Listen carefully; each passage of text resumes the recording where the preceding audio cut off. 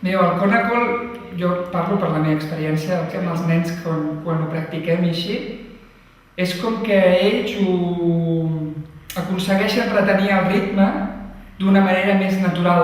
És a dir, les figures rítmiques que tots sabem, les corxeres, les semicorxeres, posant-li un nom a cada nota o cop en si, una ta aquí, ta, da, di, li diem d'una manera i diguéssim que acostumem a recitar-ho, com si fos, no sé, una poesia, o quan estudiem un tema i memoritzem tal i com és, però diguéssim que retenim el solfeig rítmic d'una manera cantada. Taca-dime, taca-junu, taca-dime, taca-junu, taca-dime, taca-junu, taca-dime, taca-junu, taca-dime, taca-junu, taca-dime, taca-junu, ta. És la mateixa figura, però la doblem, però entenem també la llengua, la boca, i això ens dona que el cervell ho reté aquell valor rítmic. Per això crec que és important. Taca-dime, taca-junu, taca-dime, taca-junu, taca-dime, taca-junu, taca-dime, taca-junu, ta. Però bueno, o sigui, pensa sempre que hi ha una velocitat més després d'aquesta.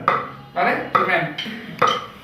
A vegades és més important que el que diem, o sigui, com a síl·labes sí que són importants, si diem tarigenaton, si diem tacadimi, si diem taquita, però és l'espai que hi ha entre aquestes figures i normalment silencis, molts silencis que estan en un espai del temps que normalment pel nostre tipus de costum musical poder no el trobaríem, però que en el seu concepte musical ens va molt bé d'aprendre, d'assimilar per després anar poder, diguéssim, fer desplaçaments rítmics amb accents sense que això ens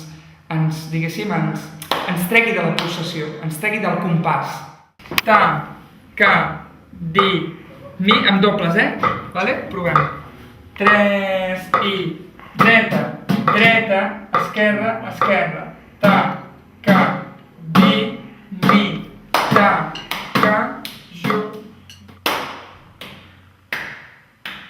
Taca-dime, taca-junu, taca-dime, taca-junu, taca-dime, taca-junu, taca-dime, taca-dime, taca-dime, ta. Meta-ca-junu, meta-ca-junu, meta-ca-junu, meta-ca-junu, meta-ca-junu, taca-dime, taca-junu, taca-dime, taca-junu, taca-dime, taca-junu, meta-ca-junu, meta-ca-junu, ta. Taca-dime, taca-dime, ta.